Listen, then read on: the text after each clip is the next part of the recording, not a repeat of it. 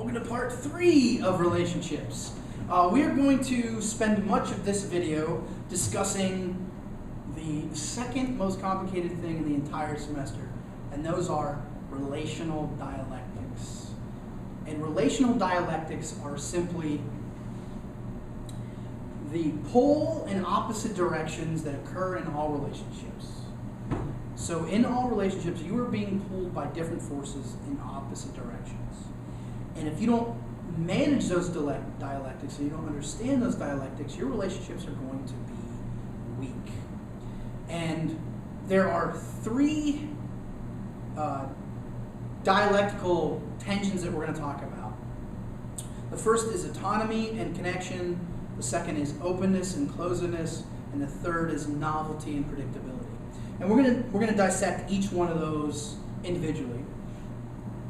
But you want to think of them sort of like seesaws or teeter-totters, if you will. And if they're in balance, the relationship works. But if they're not in balance, it's like putting a 500-pound dude on one end of a seesaw and a 16-pound dog on the other. It doesn't work. It's out of balance. And the relationship will suffer, and it will not be a good relationship. So the first of the relational dialectics is autonomy and connection. And what this is how part of that relationship do you want to be? And on one end of the spectrum, you have autonomy, meaning you want to do your own thing. You want to, I need my own space. I got to be my own individual. On the other end of the spectrum, you have, it's like, I want to be close. I want to be connected. I want to be part of everything that you do.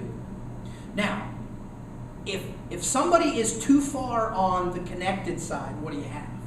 You have a creeper. You have somebody who's clingy. You can't get away from them. They want to spend every minute with you. These are the kind of people who come in when you're on the toilet, right? You're going to the restroom and they're like, hey, what's happening? And you're like, there are just certain things that people shouldn't be all up in your grill for. Going to the restroom is one of them. But at the other end of the spectrum, you have somebody who always wants to do their own thing, always wants to be, an individual and have their own way of doing everything. Why are they part of that relationship, right? And so you have to find the balance of, in every relationship is different. You might, in one relationship, you might be a little bit more autonomous. In another relationship, you might be a little bit more connected. And that's fine. We'll talk a little bit more about that in a minute. But you got to find a balance for each relationship because every relationship is different. And if you don't, it's going to be out of balance. And you're either going to be like, I need my own space. They're clinging on me. Or you're going to be like, you never want to do anything with me. Why don't you ever want to do anything with me? Neither one of those is an optimal situation. The second relational dialectic is openness and closedness. And this is where you share information or you don't share information. Openness is, on the far end of the spectrum, somebody who shares everything. They keep nothing back, right? Now, we all know somebody like that. My best friend Tim is like that. He tells me about his pooping habits. I'm like, I don't need to know your pooping habits, dude. You're my best friend. I love you like a brother, but I don't care. And then on the other end of the spectrum, you have somebody who never shares anything at all.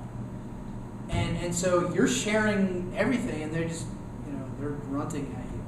Now, a lot of people who are in relationships with dudes will probably recognize this because guys are told we don't share our feelings. We're told by society that sharing our feelings is not good. So a lot of times we tend to be on the closed side of that spectrum. But if you're in a relationship with a guy who tends to be closed, is it healthy? No, it's not healthy because you share and they don't, and you're like, well, I share everything. You don't tell me anything. I don't know you. So you don't feel satisfied. But if it's at the other end of the spectrum and you all know that person who shares everything, like I said, and you're like, oh my God, I don't need to know. And that's just as unhealthy as somebody who doesn't share anything. So again, you got to find the balance because those forces are going to pull you apart. And if you don't find the balance, it's going to pull the relationship apart. And then the last of the relational dialectics is novelty and predictability. And the word novelty here means new and fresh, not, like a book. So if you go into Spencer's Gifts and they sell novelties, they're selling like joke, new, fresh, funny things. And that's what novel means. And so in all relationships, we want to both have new things that are fresh and fun and exciting, but at the same time, we want to have a sense of safety and security that comes with predictability. And just like with the others, if it's not balanced, the relationship is going to fall apart. I dated a girl in college who was always wanting to do new things, and I love doing new things. Like, I'm a fan of trying new things. I'm fairly adventurous. I like to try different things. But literally every day, she was like, hey, let's go do this. Hey, let's go do this. And I'm like, well, can't we just like sit around and watch a movie? Hang out? Do we have to go do something new and adventurous every single day? And her answer apparently was yes, and mine was no.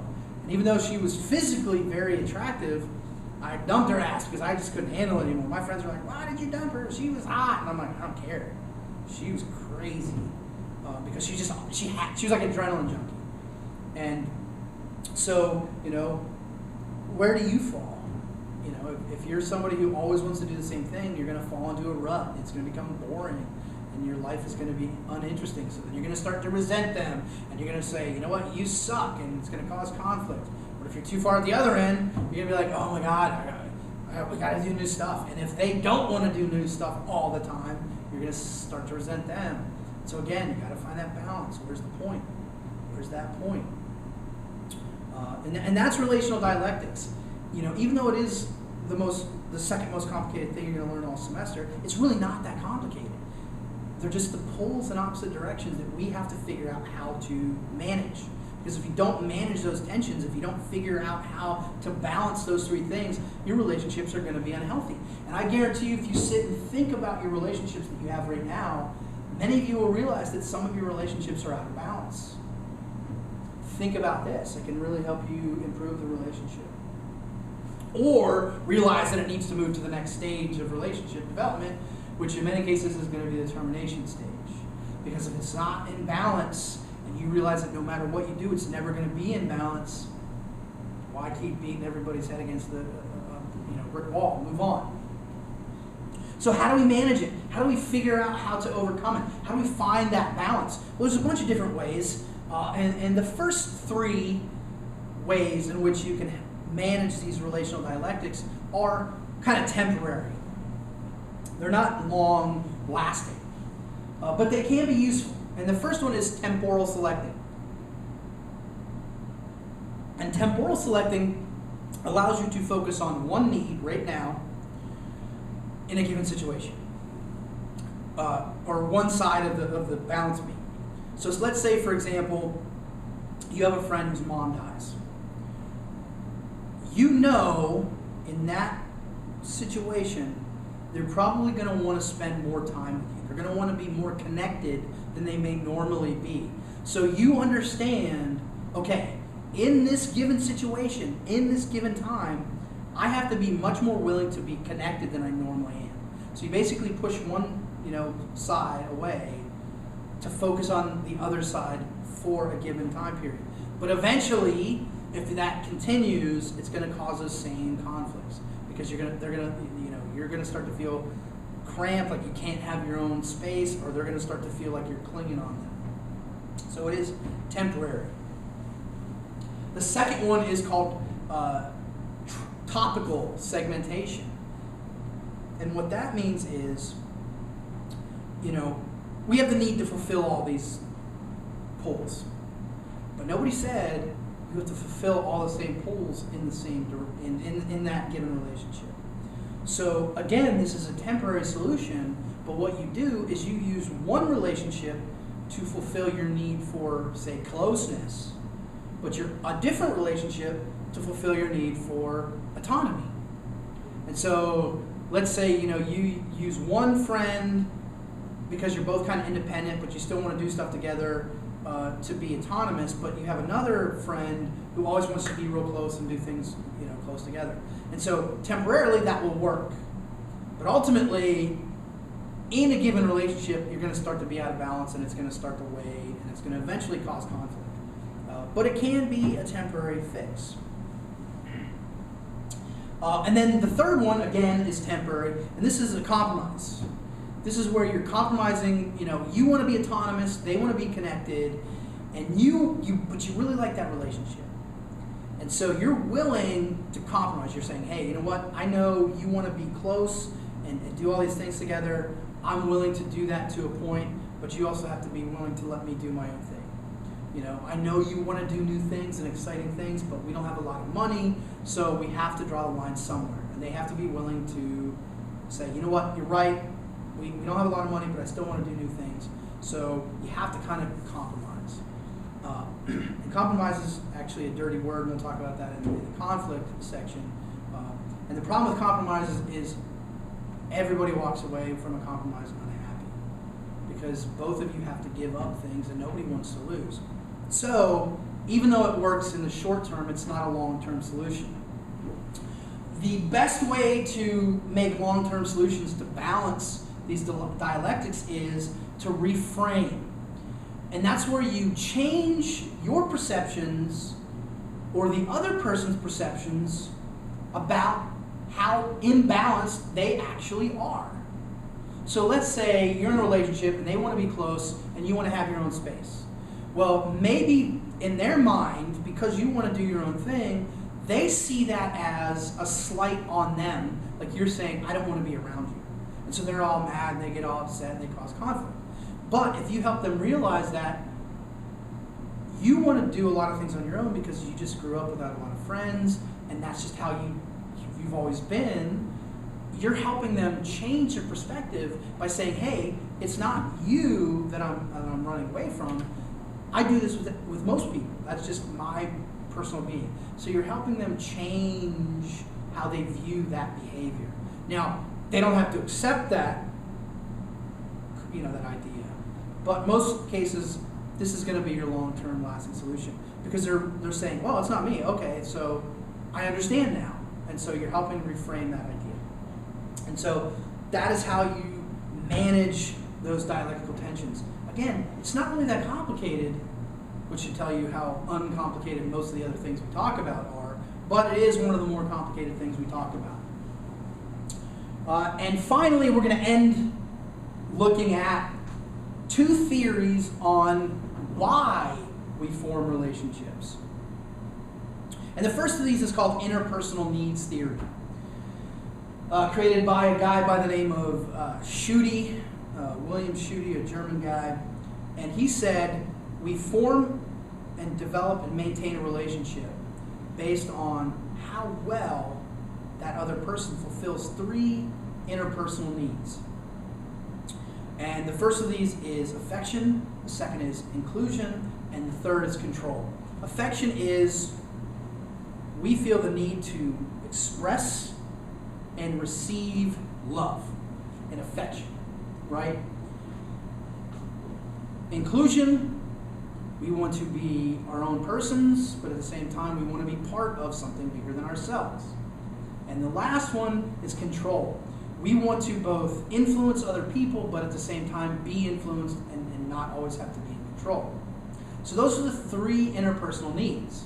Now, each one of those needs has three, think of them like too hot, too cold, just right? Like the porridge of the three bears. Affection, you have what are called over-personals. Over-personals are people who either have to always be touching you, hugging you, clamping onto you, clinging onto you, or they're people who constantly have to be getting affection. So maybe growing up they didn't receive a lot of love, physical love or emotional love, and so as they have gotten older, that expresses itself. They're constantly asking, what do you think? Do you like me? That's over-personals.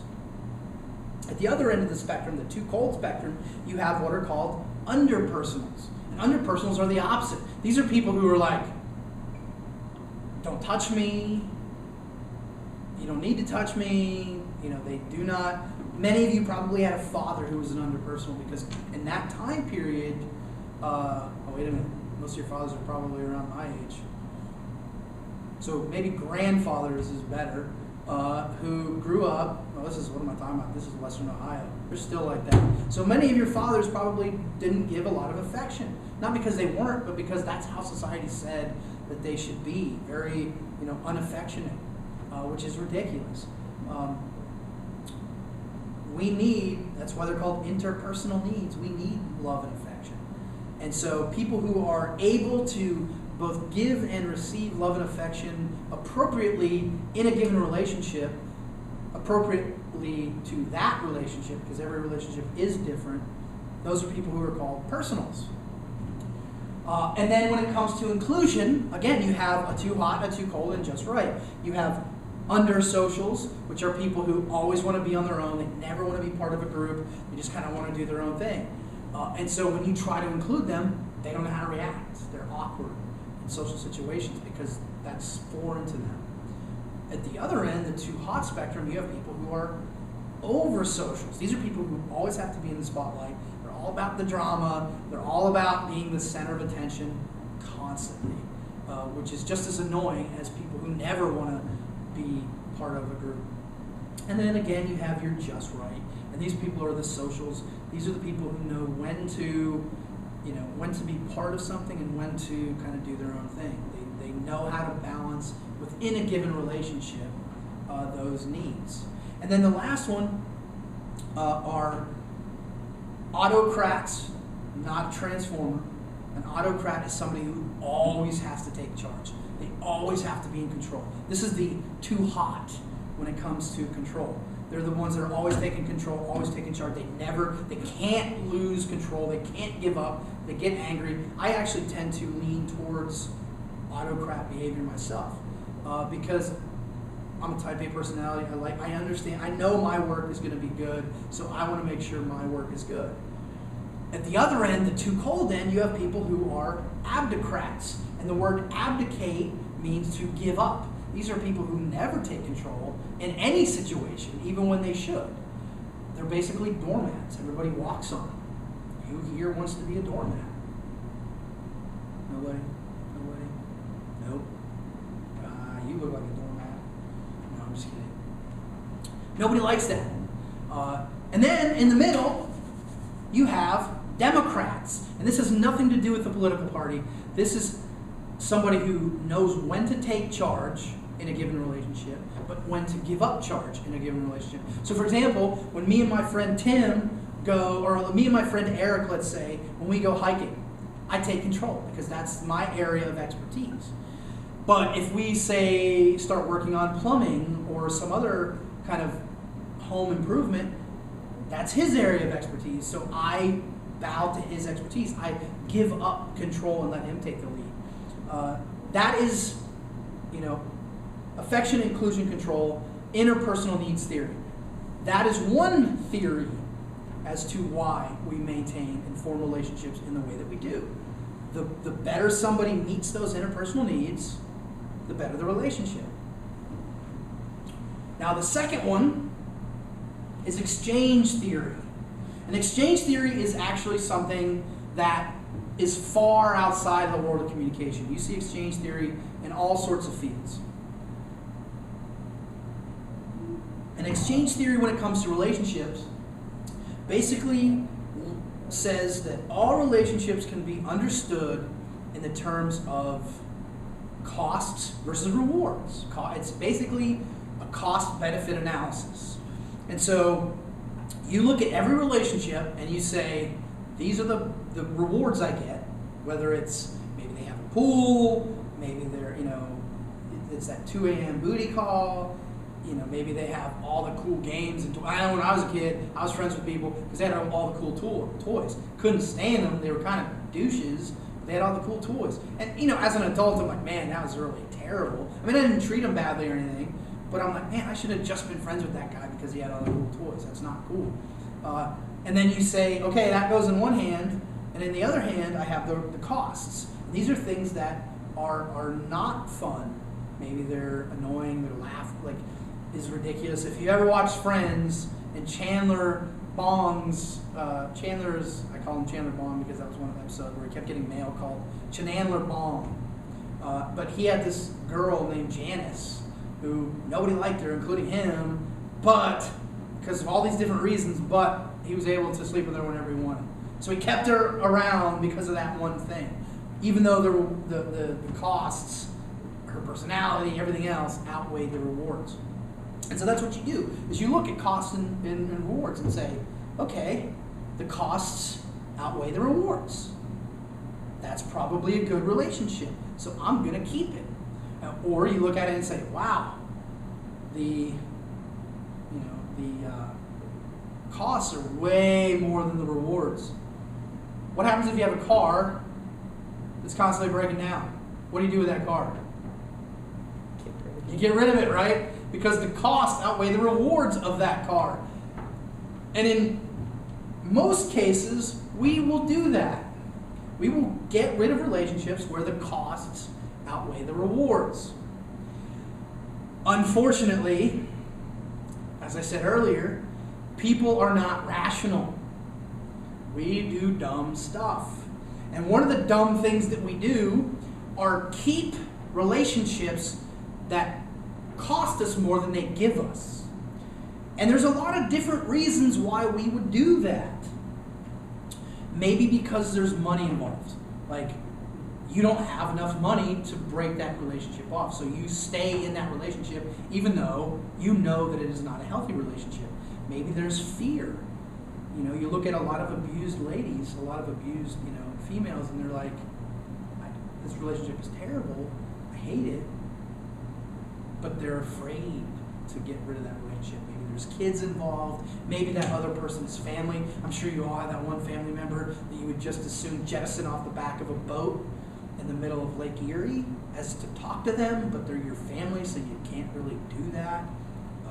Maybe they have that one reward that makes all of the costs sort of worth it. So for everybody familiar with American Pie, in that movie there's a guy, Stifler, who is nobody really likes Stifler, but he throws the best parties. So they maintain their relationships with this guy, even though it's like, oh, I have to take Stifler, oh God, but they like his parties. Maybe you have that friend who has a truck. I mean, I'm sure you all have that friend who you're only friends with them because they have a truck. Because sooner or later you're going to need a truck. So even though they're kind of a pain in the butt or they're annoying, you keep them, on your phone because you're going to need a truck. Or maybe it's a pool, or maybe it's that 3 a.m. booty call. That's that one reward is worth the costs, even though it's not a healthy relationship. It may be because of what is known as comparison level of alternatives, meaning you look at that relationship and say, that's the best I can do right now. So, I'm sure you all have that friend. On Friday night, you call your top friend, you're like, hey, let's go out. And they're like, can't do it, gotta work. You call your second friend, you're like, hey, let's go, I can't do it. Third friend, right? And then you get to that one person at the bottom, and you're like, well, it's either stay home or go out with this guy. And you're like, oh, well, I guess I'll go out with that guy, right? Because that's the best you can do in that given situation, even though that is not your first choice of companions for the evening. Or maybe you're dating somebody that you're like, and everyone else is like, why are you dating them? They're this, they're this, they're this. And you're like, well, that's the best I can do right now. I'm sure there's been a lot of you that are in that situation that you were like, well, that's the best I can do right now. Don't sell yourself short, by the way. You can always, if you think you can improve, you can always improve. And so there are reasons why we do not jettison relationships that are unhealthy